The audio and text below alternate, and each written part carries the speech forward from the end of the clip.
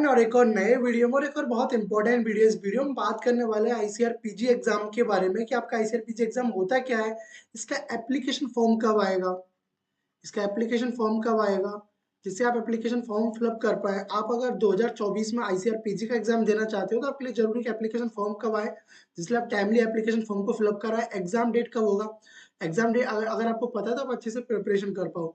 तो चलो इस वीडियो में आपको कंप्लीटली इन डिटेल बताने वाला हूँ, बिल्कुल बेसिक से, तो आपको हर चीज़ समझ आ जाएगा कि इसका क्या पैटर्न है, क्या मार्किंग स्कीम है इसके अंदर, क्या इसका डेट शेड्यूल होने वाला है, कब एग्जाम होगा, कब रिजल्ट आएगा और कब तक आपका कंप्लीट फर्दर प्रोसेस वगैरह, कब तक काउंसलिंग भी आपका इसका कंप्लीट हो जाएगा।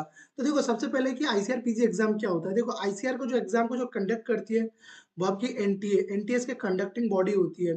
एनटीएस को कंडक्ट करती है। एनटीए कंडक्ट करने के बाद में आईसीआर आपका इसका रिजल्ट आपका डिक्लेयर करती है। एनटीए अपना जो डाटा आईसीआर को देती है, आईसीआर इसको करती है। बट आईसीआर पीजी एग्जाम कौन दे सकता है, आईसीआर पीजी एग्जाम किसके लिए होता है। देखो जो स्टूडेंट एग्रीकल्चर या उसके अलाइड फील्ड्स के अंदर अपना अंडर ग्रेजुएट यानी यूजी प्रोग्राम कंप्लीट करते हैं, वो आईसीआर पीजी के लिए एलिजिबल होते हैं।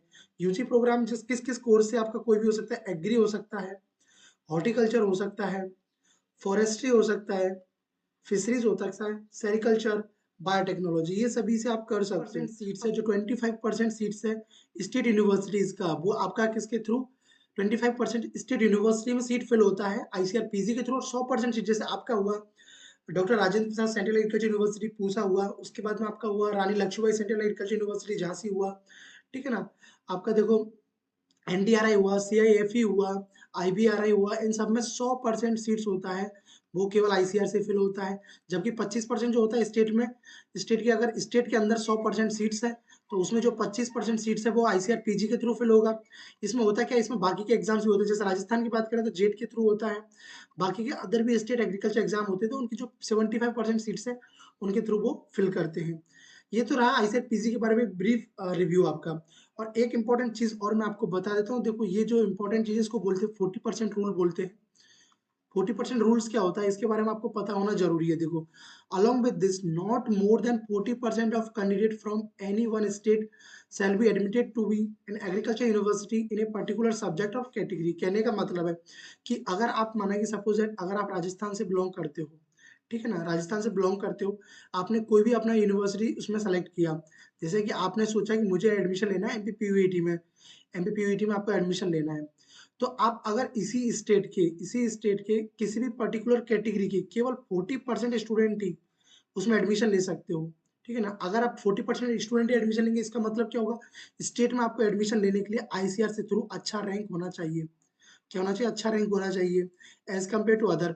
देखो जैसे कि अगर आपका माना है कि 120 रैंक होता है, आपका 120 रैंक होता है और आपको एमपीपीयूटी चाहिए होता है, तो सपोज आपको 120 रैंक में वो नहीं मिलेगा। लेकिन अगर अदर स्टेट वाले का 140 हुआ रैंक, ठीक है ना, और 25% सीट्स पे उसको वो मिल जाएगा, तो आपको इसलिए कंफ्यूज नहीं होना है क्योंकि 120 पे क्यों नहीं मिला, 140 पे अदर स्टेट वालों को क्यों मिला, क्योंकि 40% रूल्स के कारण, ठीक है ना। उसके बाद में एक और इंपॉर्टेंट चीज है कि यहाँ पे कोई भी डायरेक्ट एडमिशन का कोई भी प्रोसीजर नहीं है कि आपको कि बिना एग्जाम दिए आईसीआर पीजी का आपको एडमिशन मिल जाए, ऐसा कोई भी इसके अंदर स्कीम नहीं है, ठीक है ना।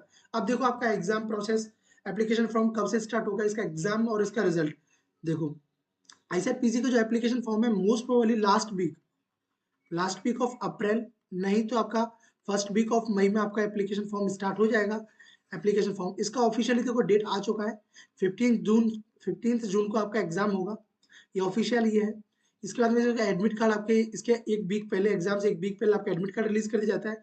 और मोस्ट प्रोबेबली 1 से 1.5 मंथ बाद, जुलाई या अगस्त, जुलाई लास्ट वीक ऑफ जुलाई, नहीं तो अगस्त में आपका रिजल्ट डिक्लेयर कर दिया जाता है आपका आईसीआरपीसी का, ठीक है ना। अब देखो इसका जो ऑफिशियल नोटिफिकेशन था वो भी मैं आपको एक बार बता देता हूँ। उससे पहले अभी तक आपने ना टेलीग्राम चैनल ज्वाइन नहीं किया, जाकर जरूर ज्वाइन कर लो, द स्टडी एटिक। इसका लिंक आपको डिस्क्रिप्शन बॉक्स में मिल जाएगा, नहीं तो आप द स्टडी एटिक सर्च करके भी ज्वाइन कर सकते हैं। इसको अगर आप ज्वाइन करोगे तो आपको कंप्लीट डिटेल्स, मतलब आगे की आपको काउंसलिंग करना पड़ेगा पीजी के लिए, कैसे कौन कौन से कॉलेजेस आपको सेलेक्ट करने, कौन कौन सी यूनिवर्सिटीज आगे भी, तो हर एक चीज मैं आपको टेलीग्राम पे अपडेट करता रहूंगा। और चैनल को भी जरूर सब्सक्राइब करके मेरे साथ बने रहना, जिससे आपको कोई भी अपडेट मिस नहीं कर पाओ, ठीक है ना। चलो अब आगे मैं आपको बताता हूँ। देखो जो ऑफिशियल नोटिफिकेशन था, देखो ये आपका, देखो एक वेबसाइट तो ये है आपका, आईसीआर का। अभी आपको जो भी कोई नोटिफिकेशन मिलेगा ICAR.org.in ये ऑफिशियल वेबसाइट में मिलेगा। उसके बाद में आपका आईसीआर एडमिशन वाला, आईसीआर एडमिशन करके आपका एक वेबसाइट और है जो आपकी काउंसलिंग के लिए होता है, जिसपे यूजी पीजी पीएचडी तीनों की काउंसलिंग के लिए होता है। एक आपका वेबसाइट अभी एक्टिव होगा, जब आपके एप्लीकेशन फॉर्म स्टार्ट होंगे तो वहाँ पे एनटीए आपका जो एग्जाम कंडक्ट करेगी वो, और ये जो एग्जाम है ये आईसीआर का ऑफिशियल, सॉरी ये आईसीआर का ऑफिशियल वेबसाइट है। देखो एक जो पब्लिक नोटिस अभी रिसेंट में आया था, अभी देखो 2024 के लिए, इसके ऊपर मैंने वैसे वीडियो बनाया हुआ था, फिर मैं आपको बता देता हूँ। देखो एग्जाम के लिए जो मैं आपको बोला था 15 जून यहाँ पे लिखा हुआ है, tentative date of the examination PG and PhD has been conveyed anti examination may be, मतलब मोस्ट प्रोबेबली चांसेस है कि 15 जून को आपका एग्जाम हो जाए, ठीक है ना। तो इसके बारे में ये बताया हुआ है। तो उन्होंने जो एनटीए का पोर्टल बताया हुआ है वेबसाइट की, इस पर आपको रहना है, ये दो वेबसाइट पे आपको रहना है, ठीक है ना। चलो आपको ये समझ आया। अब इसके बारे में कुछ हाइलाइट्स बता देता हूँ। पहले बात तो जो आपका है जो पीजी के लिए आपका इसका जो कंडक्टिंग बॉडी एनटीए होता है, एग्जाम इसका पोस्ट ग्रेजुएट पीजी लेवल पे एग्जाम होता है, ईयर में एक बार होता है, कंप्यूटर बेस्ड टेस्ट होता है। इसके लिए जो क्या फी रहने वाला है वो भी मैं आपको बता देता हूँ। देखो उससे पहले मैं आपको बता दूं, इसका जो एग्जाम का ड्यूरेशन रहता है वो आपका 120 मिनट होता है। आपका कोई भी आप स्ट्रीम से हो, आपने एग्रीकल्चर किया हो, हॉर्टिकल्चर किया हो, आप कोई भी सब्जेक्ट प्लांट बायोटेक्नोलॉजी किसी के अंदर भी आप एडमिशन लेना चाहते हो, ठीक ना, कोई भी आपका सब्जेक्ट ग्रुप कॉम्बिनेशन हो, तो देखो 120 मिनट आपका इसका होता है, मतलब 2 घंटे का आपका पेपर होता है, 480 इसमें आपका टोटल मार्क्स होता है, ठीक है ना। उसके बाद में अगर आप करेक्ट करते हो तो आपको +4 मार्क्स मिलता है, आप रॉन्ग करते हो तो -1 आपको मार्क्स मिलता है। आपका केवल पेपर इंग्लिश लैंग्वेज में आएगा। जो स्टूडेंट सोचते हैं कि हिंदी मीडियम में भी आपको ऑप्शनल मिलेगा, ऐसा नहीं मिलेगा, ठीक है ना। इसका जो ऑफिशियल वेबसाइट है ICRNT.nic.in, ये आपका ऑफिशियल वेबसाइट है, ठीक है ना। आई होप आपको ये चीज़ तो समझ आएगी। आपका जो एप्लीकेशन फॉर्म है केवल ऑनलाइन आपका फिल होता है। इसका जब भी प्रोसेस आएगा आपको इसमें जो पेमेंट आपका यूपीआई नेट बैंकिंग सबसे पे करना होता है, ठीक है ना। तो ये सब आपको करना होता है। इसमें आपको बेसिकली करना क्या होता है, आपने जो भी पर्सनल डिटेल्स फिल करने होते हैं, आपको एकेडमिक डिटेल्स फिल करना होता है, प्रोग्राम, अपने आपको किस सिटी में आपको एग्जाम देना है वो सब फिल करना होता है, अपने डॉक्यूमेंट्स अपलोड करना होता है।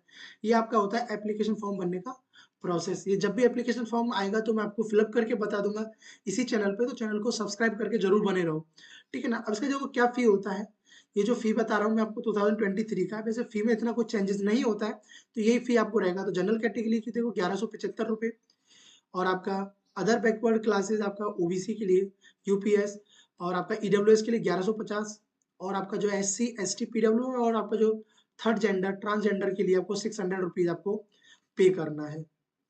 उसके बाद हम बात करते हैं एलिजिबिलिटी क्राइटेरिया। ये क्या है, एक इम्पोर्टेंट है, इसको आपको ध्यान से सुनना है, ठीक है ना। Candidate who want to appear in ICR PG and 2024 exam must be ensured that he and she fulfills the eligibility criteria of exam। मतलब आप एग्जाम में अपीयर होने से पहले इस चीज को जरूर ध्यान दे लें कि आप उसके लिए एलिजिबल हो या नहीं। देखो आप आईसीआर एग्जाम में बैठ पाओगे, बट उसके बाद filling the eligibility criteria and documents required during the counseling process will lead to be the rejection of the candidate। तो आप आईसीआर जब पीजी का काउंसलिंग करोगे तब वहाँ पे आप जैसे आपको कोई भी यूनिवर्सिटी मिलेगा तो आपको वो रिजेक्ट कर देगी, अगर आप उनके एलिजिबिलिटी क्राइटेरिया को मैच नहीं करते हो, जो आईसीआर ने बोला उस एलिजिबिलिटी क्राइटेरिया को अगर आप फॉलो नहीं कर रहे हो तो आपको रिजेक्ट कर दिया जाएगा, ठीक है ना। तो इस चीज का आपको ध्यान रखना है कि पहले फॉर्म फिलअप करो तो इस चीज के लिए आप इंश्योर हो जाओ कि आप उसके लिए एलिजिबल हो या नहीं। अब देखो एलिजिबिलिटी क्राइटेरिया क्या है, वो सब चीज एज के मामले में क्या और वैसे क्या है। देखो the candidate should not that admission to master degree programme through the entrance test NTA only the candidate who have passed graduation 4 and 6।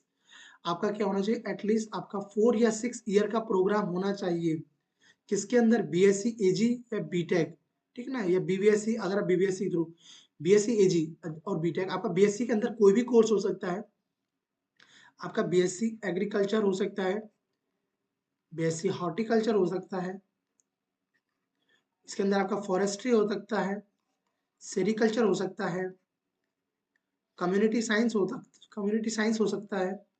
उसके बाद में आपका बीटेक एग्रीकल्चर इंजीनियरिंग हो सकता है, बीटेक फूड टेक्नोलॉजी हो सकता है, बीटेक डेयरी टेक्नोलॉजी हो सकता है, ठीक है ना।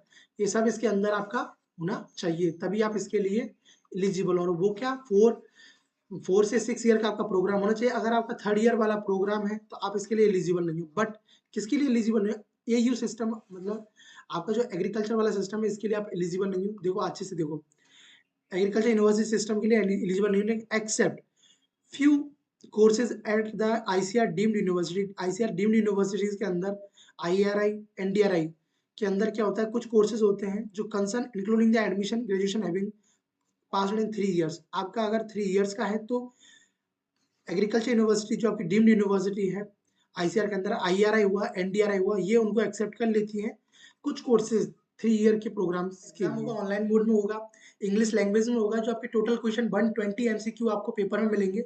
अगर आप एक करेक्ट करते तो आपको 4 मार्क्स मिलेगा, और रॉन्ग करो तो -1 इसका नेगेटिव मार्किंग है। 480 मार्क्स का आपका टोटल पेपर होगा। तो ये रहा आपका एग्जाम पैटर्न। अब इसका क्या सिलेबस है वो मैं आपको बता देता हूँ। देखो यहाँ पे सिलेबस मेंशन किया हुआ है, आप देख सकते हो। इस सिलेबस को भी मैं आपको क्या करूंगा, नीचे आपको इसका लिंक मिल जाएगा, वहां से आप इसको डाउनलोड कर सकते हो इजीली। देखो अगर आपका मेजर सब्जेक्ट ग्रुप है तो प्लांट बायोटेक्नोलॉजी की देखो यूनिट 1, यूनिट 2 इसका जो सिलेबस है ये आप देख सकते हो। ये सिलेबस दिया हुआ है, अभी आपके पास टाइम है तो आप इसको अभी अच्छे से कवर कर सकते हो। उसके बाद में आपका देखो प्लांट, अगर आपका प्लांट साइंसेज मेंस वो है, और इधर देखिए फिर अगर आपका फिजिकल साइंसेज है तो इसके लिए ये सिलेबस रहेगा, ठीक है ना। उसके बाद दिन देखिए इसमें सबके लिए है आपका, एंटेमोलॉजी और नेमेटोलॉजी के लिए भी ये रहा, एग्रोनॉमी के लिए आपका ये रहा।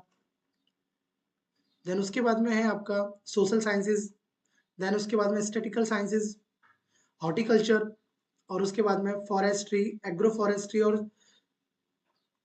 देन उसके बाद में है आपका एग्रीकल्चर इंजीनियरिंग एंड टेक्नोलॉजी के लिए। देन उसके बाद में वाटर साइंसेज एंड टेक्नोलॉजी, आपका जो भी मेजर सब्जेक्ट रहेगा, सब्जेक्ट ग्रुप रहेगा, उसके बेसिस पे आपको यहाँ पे सब सिलेबस दिया हुआ है। ये देख सकते हो, ये जो सिलेबस है ये आईसीआर का ऑफिशियल सिलेबस है, ठीक है ना, ये ऑफिशियल सिलेबस है आपका। देन उसके बाद में यहाँ पे देखो एनिमल बायोटेक्नोलॉजी के लिए दिया हुआ है, वेटनरी साइंसेज के लिए दिया हुआ है, क्योंकि पीजी जो वेटनरी से एडमिशन मिलता है, आईसीआर पीजी से आपको वेटनरी में एडमिशन मिलता है, बट यूजी से नहीं।